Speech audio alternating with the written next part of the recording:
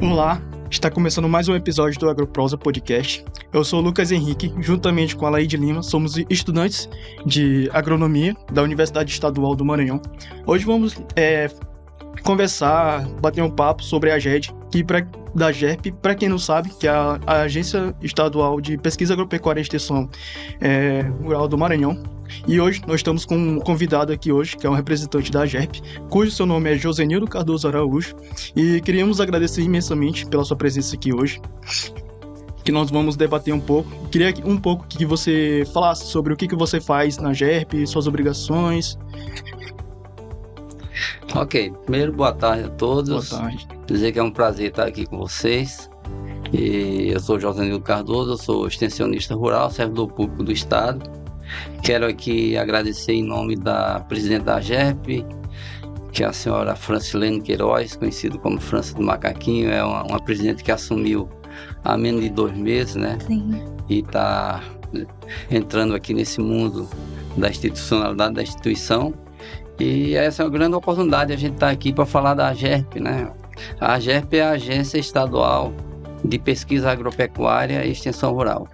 É o órgão de pesquisa e extensão rural do Estado do Maranhão, voltado para a agricultura familiar, né? O foco da GERP é trabalhar com o agricultor familiar. Ela está representada nos 217 municípios do Maranhão, através de 19 escritórios regionais, né? Esses escritórios regionais, eles são representados em cada região pelo número diferenciado de municípios. Por exemplo, tem escritórios regionais com 18 municípios e tem escritórios regionais com 3 municípios. Por exemplo, Timon tem 3 municípios, Zedoca tem 18. Mas isso aí representa, digamos assim, um mapa, né, a área territorial do Maranhão, onde se expande nos 217 municípios. Entendi. E em todas as regiões do Maranhão. E de acordo com o número de municípios é que tem uma equipe técnica maior ou menor, porque a ideia, né, é poder estar presente em todos os municípios do estado, mesmo às vezes sem ter um técnico lá no município, mas a GERP está presente através das políticas, através de técnicos que se deslocam até aquele município onde não tem um técnico. Então é um trabalho altamente intensivo, onde a GERP representa essa funcionalidade, né, de entidade governamental, entidade oficial, né, de pesquisa agropecuária e extensão rural, e busca promover, apoiar a promoção do desenvolvimento rural sustentável com foco na agricultura familiar, que é esse público nosso. Nós temos mais de 160 mil imóveis rurais da agricultura familiar, e a GERP trabalha com um contingente muito grande de agricultores familiares, prestando o serviço de assistência técnica e extensão rural, que é um serviço que se dá de várias formas, né? Se dá através de várias formas.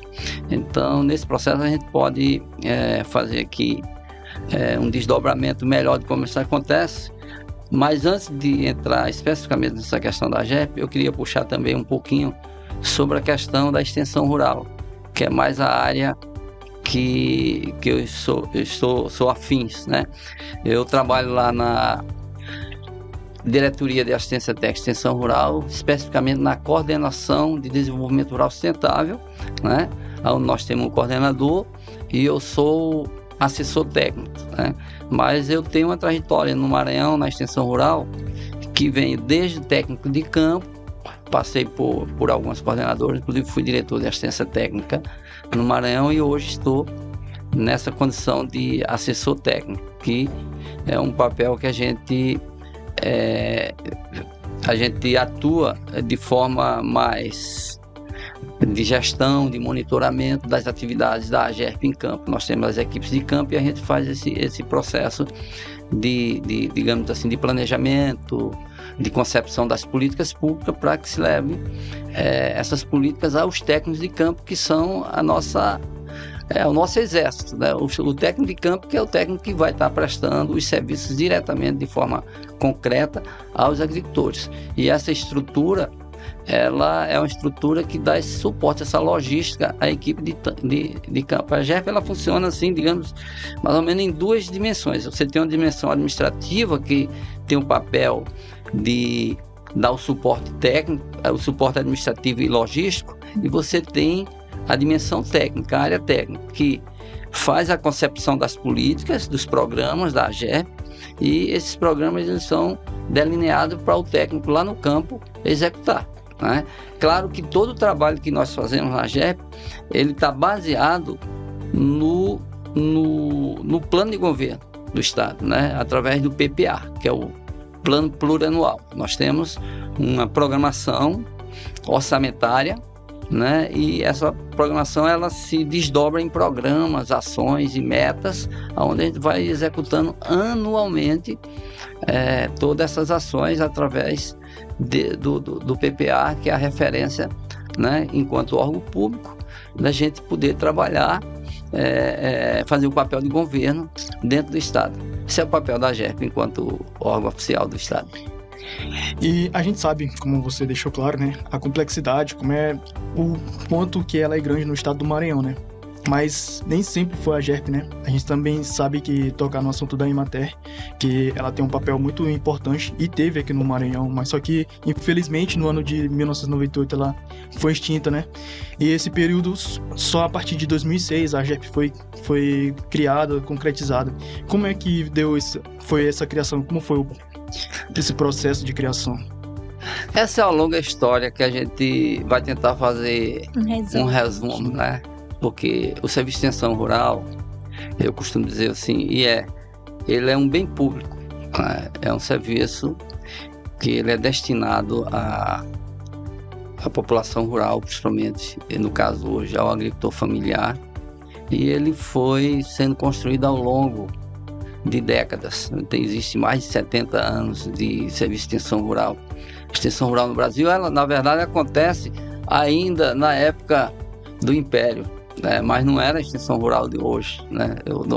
Dom Pedro, ele tinha os assessores técnicos, tudo. Então, mas nos anos 50, a partir de 47, dos anos 47, 48, é que começou a se institucionalizar a extensão rural no país. E isso foi evoluindo em várias etapas, né? Até ter uma institucionalidade pública, né? Governamental, né? E a gente, até os anos 70, 80, nós tínhamos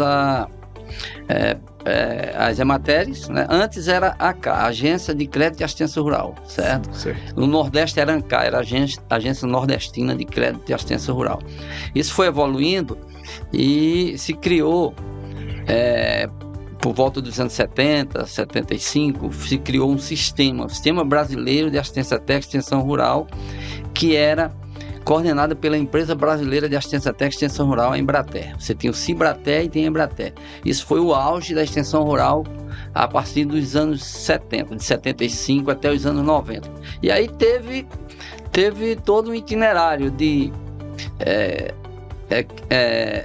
criação, crescimento, apogeu, e depois também foi tendo uma queda. Nos anos 90 houve uma queda muito grande, porque a extensão rural ela era financiada pelos órgãos internacionais. Havia financiamento do BID, do Banco Mundial, que fazia com que desse sustentabilidade a as entidades de assistência técnica e extensão rural no Brasil, né? E o extensionismo ele se estabelece como um processo de educação informal, que era você trabalhar na perspectiva de transformação do campo. E naquela época não se trabalhava exclusivamente com o agricultor familiar. Se trabalhava o agricultor familiar naquela época, não existia essa nomenclatura de agricultor familiar. Existia a nomenclatura de mini, pequeno, médio e grande agricultores. Eu trabalhei com esse público todo. Então aí é que a gente desenvolvia todas as atividades de extensão rural voltadas a esse público. Claro que outros estados se desenvolveram em outros patamares. Isso, a extensão rural ela era em todo o país, era uma política de todo o país, né? Em todo o país tinha as Emateres, tinha os outros órgãos que eram similares, e aqui no Maranhão nós tínhamos uma Emater que foi criado em 62 e foi no final dos anos 90 ela foi extinta. Então com isso houve toda essa história aí, né?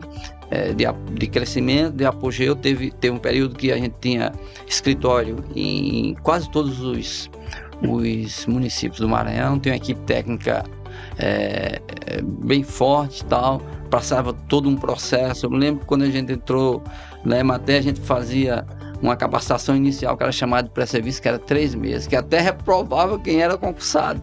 Mas isso foi se modificando ao longo do tempo. Hoje a gente está vivendo um outro processo, né?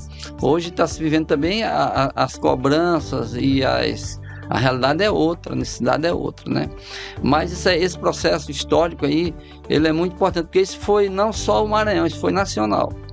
Isso foi nacional, né? A extinção da Embrater, a extinção do Cibrater, as EMATERs, os órgãos de assistência técnica ficaram todos para a responsabilidade do Estado, que até então nós éramos empresas de economia mista e não era uma empresa, uma autarquia como a GERP. Hoje, a GERP é uma autarquia, que é da administração direta do Estado, certo? Antigamente nós éramos uma empresa de economia mista, a EMATER. E isso foi um ciclo, digamos assim, né? Um ciclo que ela teve vários momentos até chegar à extinção, e aí se passou um certo período num vácuo. Os técnicos, por exemplo, eu era técnico de campo, eu trabalhava no município, e naquela época que houve a extinção, eu fiquei lá trabalhando no município, mas praticamente o sistema de extensão rural estava num órgão centralizado, numa coordenação centralizada, não era mais aquela estrutura que existia com a empresa, com diretoria, com isso aí. Isso voltou, né? É o caso da AGERP.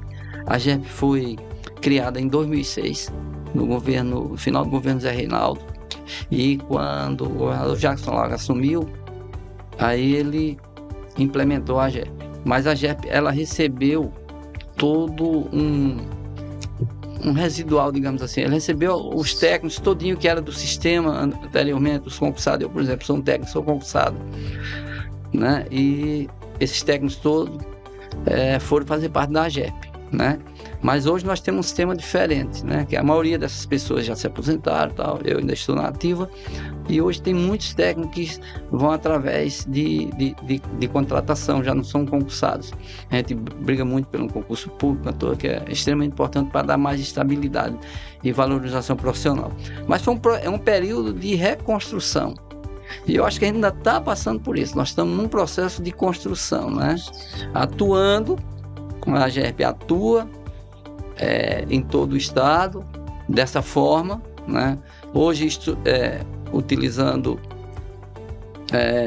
instrumentais, né? Ferramentas tecnológicas, porque você pode, por exemplo, no período da pandemia, a gente aprendeu a usar até digital, porque a gente praticamente não usava isso, né? Mas aí nós passamos a usar até digital, começamos a fazer as lives, reuniões virtuais, etc. E hoje é uma prática nossa, quando a gente quer se reunir com os nossos gestores, porque esses 19 escritórios regionais, cada escritório regional desse tem um gestor regional e tem uma equipe técnica, a equipe que atua na ponta. E esse gestor, ele é o gerente nosso. Ele é o gerente, são 19, né? Inclusive com São Luís, tem aqui o escritório regional de São Luís. E aí, por exemplo, você quer fazer uma reunião de planejamento, discutir um assunto, aprofundar com eles, de gestão, tudo, a gente faz reuniões virtuais, faz presenciais, mas faz virtual também. Então isso facilitou muito. O nosso técnico hoje, por exemplo, ele antigamente, né, eu estou puxando sempre isso como exemplo, a gente usava só o papel, então era 100%. Então a gente tinha que fazer um relatório diário. O que era um relatório diário? Aquele relatório, quando o técnico saía a campo, quando ele voltava, ele tinha que ter um relatório, uma programação, um relatório diário, depois o relatório mensal, depois o relatório da regional, o relatório da instituição, e você tinha tudo. Mas era tudo em papel. Hoje, nós já estamos usando tecnologias. Por exemplo, o nosso técnico hoje usa o tablet. Se ele visita lá um agricultor, ele cadastra a família, ele tem um aplicativo, faz o cadastramento da família, faz o georreferenciamento. A gente tem o georreferenciamento de todos os imóveis rurais que nós assistimos. Então a gente pode entrar lá, ver a família, ter fotografia, ver a condição social da família, o sistema de produção dele e tal, tudo isso. Isso realmente é uma evolução, e a gente precisa evoluir muito mais ainda, né? Mas uma das coisas, e inclusive a AGERP foi uma das primeiras instituições do país, não foi a primeira, mas foi uma das primeiras que começou a implantar esse sistema, por exemplo, do tablet. A gente utiliza o tablet com o aplicativo, e aí o técnico, quando ele vai a campo, ou ter um contato individual com a família, com uma unidade familiar, com um produtor lá na área de plantio, dar uma orientação, ele usa o tablet e ele vai registrar aquilo ali e orientar através daquilo ali. E o bom disso tudo é que já fica sistematizado, né? Já fica salvo no sistema. Tranquilo. Depois a gente consolida isso aí, depois de consolidar você tem todo. Tá. E a gente está hoje num processo de evolução que é fazer tudo mesmo informatizado, né? Que é a realidade hoje. Né? Por exemplo, o técnico faz um planejamento que a gente chama plano de ação. Ele faz lá no escritório regional, ele faz lá no escritório local, no local onde ele atua, no município. Se ele passa virtualmente para o gestor regional aprova, manda para a gente faz um monitoramento disso e a gente vai saber a programação de todo mundo e a execução que eles estão fazendo no monitoramento disso. No final a gente tem todas essas informações. Isso é importante para o gestor, né, para a diretoria, para tudo isso é importante. É importante para a equipe a equipe técnica que faz o acompanhamento das programações, tudo isso aí. Então a gente está no mundo virtual, tá? Sim, senhor. Dando continuidade, senhor José Nildo. Bem, a gente sabe, e o senhor enfatizou muito bem, a importância do engenheiro agrônomo na extensão rural, né? Então, essa prestação de serviço, onde nós, como engenheiros agrônomos, temos que ir lá, que conhecer a realidade, acaba conversando e criando um vínculo com esses produtores, o que se diferencia bastante ali da assistência técnica, onde é uma visita rápida, é mais pontual, né? Então, diante disso, como funciona a extensão rural dentro da AGERP? Olha, essa questão ela é muito importante. Eu queria dizer para vocês que extensionista é uma missão. É uma bebida que quando a gente bebe, a gente não larga mais, tá entendendo? Agora você tem que fazer uma opção profissional para isso. Porque realmente trabalhar com agricultura familiar, e hoje o agricultor familiar é o foco da gente. E o agricultor familiar é uma nomenclatura, é uma categoria que ela se estabeleceu, digamos assim, recentemente, né? Porque, na verdade, a lei da agricultura familiar é uma lei de 2006, quando, né, foi criada, quer dizer, nós temos 20 anos com essa lei da agricultura familiar. Você criou uma identidade para esse segmento econômico, que é um segmento social e econômico, a agricultura familiar. E aí, por exemplo, a extensão rural, hoje, ela nasce com esse perfil, a Novatec, que ela nasceu a partir de 2003 e se estabeleceu em lei a partir de 2010. Essa extensão rural, ela tem um foco no agricultor familiar e com enfoque agroecológico. Isso é um salto, a gente tem que quebrar um paradigma disso aí. Mas o agricultor familiar, você tem várias tipologias de agricultor familiar. Sim. Então, para responder esse papel do extensionista, esse agricultor familiar pode ser um agricultor familiar que ele está na extrema pobreza, que ele é uma pessoa detentora de direitos e de necessidades que são, às vezes, supridas através das políticas públicas, o Bolsa Família, o Luz para Todas, diversas políticas públicas existem, principalmente o Bolsa Família. Maranhão é um estado que tem muitos agricultores familiares no Bolsa Família, mas também você tem agricultor em outros níveis. Tem o agricultor da segurança alimentar, que é aquele que já produz para se alimentar e tem, né, uma produção mais consistente. Tem outro que já produz para o mercado, para a feira, né? E um mais consolidado mesmo, que já comercializa em outros locais, tudo. Eles têm várias tipologias de agricultores familiares. Nós temos essas tipologias aqui. Mas a tipologia base é esse agricultor mais de extrema, mais de necessidade. O extensionista, ele tem um papel muito importante, o técnico de extensão rural, né? Porque o técnico de extensão rural, ele não é exclusivamente o agrônomo. Ele é o agrônomo e muitas outras profissões, mesmo. Certo? E muitas outras áreas. É o geógrafo, é o ambientalista, é o antropólogo, é o sociólogo, é o assistente social, é o técnico em agropecuária. Na verdade, o papel do extensionista é um papel multifuncional, certo? E multidisciplinar. ele trabalha, porque imagine você entender esse contexto. O mundo ideal seria que a gente tivesse equipes multidisciplinares em todos os municípios para poder atuar nessas diversas, que seria realmente um grande combate à pobreza rural, essas diferenças culturais no Brasil. O extensionismo, para mim, é uma grande porta de desenvolvimento, para o desenvolvimento. Claro que isso a gente precisa estar mais estruturado.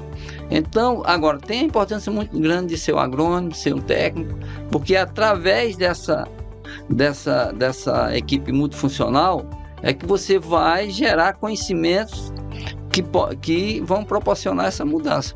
E a gente parte do seguinte princípio. Tem uma referência brasileira que é o Paulo Freire, que ele lançou um livro se eu não me engano foi 67, 68, que é Extensão ou Comunicação.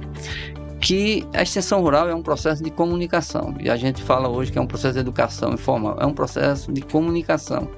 E ele coloca bem isso, o papel do extensionista junto às famílias. Nós como extensionistas, nós temos que compreender o conhecimento prático existente, empírico. O conhecimento científico, e aí, por exemplo, ele criticou em outro livro também a postura técnica, quando você achava que era o doutor que estava chegando lá e o conhecimento era dele. Esse mundo é um mundo do conhecimento, então hoje está muito mais claro para os próprios agricultores organizados, movimentos, tudo, que isso é uma troca de conhecimento, isso é uma construção de conhecimento. Então nós extensionistas, nós temos que estar preparados para isso, para a gente ir lá e a gente não ir com a postura de professor, de dono da verdade, dono do conhecimento, mas a gente ir fazendo um trabalho de aprendizado, que é uma troca de conhecimento, eu aprendendo e ensinando, porque tem muito conhecimento no meio rural. Agora, claro que a intervenção técnica é importante para que você dê um salto, né? A gente fala que a gente precisa trabalhar com políticas, com tecnologias novas, etc., para modificar esse atraso do campo. Já se melhorou bastante, mas ainda, principalmente no agricultor familiar, ainda há uma dependência muito grande. Então, se você tem um potencial muito grande, né, no estado, o estado do Maranhão tem uma área rural grande, tem muita possibilidade, tudo. Então, esse trabalho do extensionista, o trabalho técnico, ele é muito importante para contribuir com essa transformação.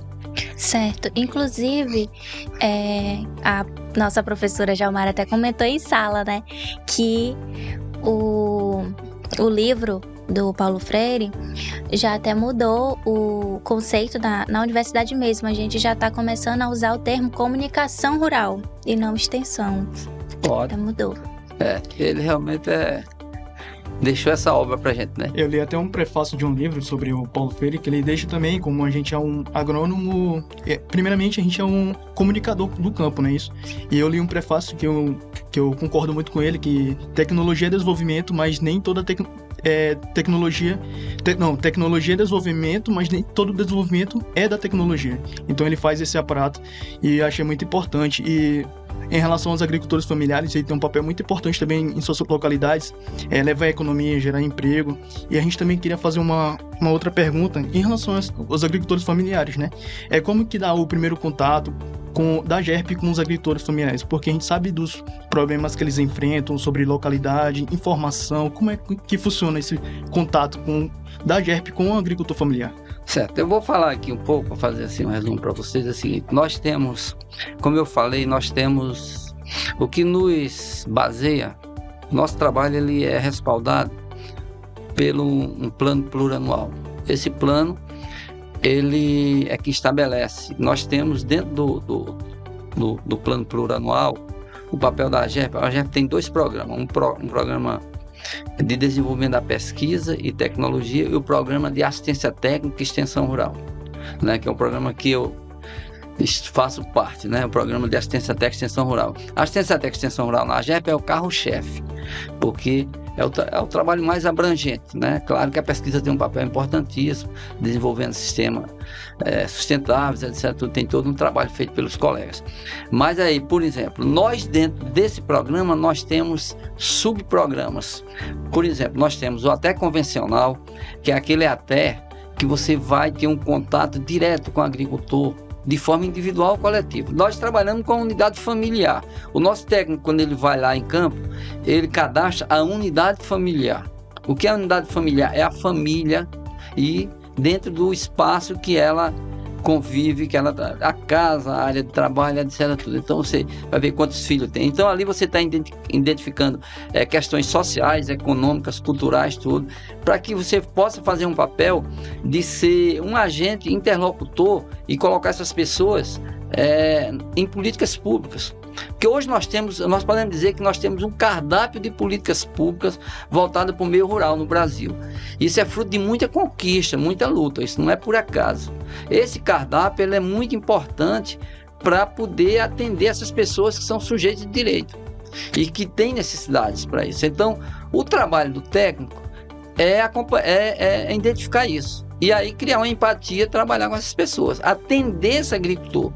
Nós podemos atender um agricultor da seguinte forma, de forma individual, quando você está orientando ele lá na roça, no plantio dele, mas de forma coletiva, quando ele está numa associação, numa cooperativa, numa organização, ou de forma familiar, quando você está fazendo um trabalho ali com a família, não só com o produtor ou com o agricultor, o homem, mas envolvendo a mulher, os filhos, ver lá se o cidadão, às vezes você chega numa família, os filhos não têm nem a certidão de nascimento, então incluir ele dentro dessas políticas, né? Fazer essa interlocução com outros órgãos municipais, estaduais, você leva para uma secretaria de ação social, tudo, para fazer essa interlocução e fazer com que aquele agricultor que tem essas necessidades, ele seja incluído nas políticas públicas. Esse é o papel. Aí nós temos o ATEC convencional que trabalha nessa área. Eu fiz uma anotaçãozinha aqui para não esquecer. Tranquilo. E, por exemplo, temos o ATEC quilombola. O ATEC quilombola é uma ação que a gente está trabalhando com as comunidades quilombolas,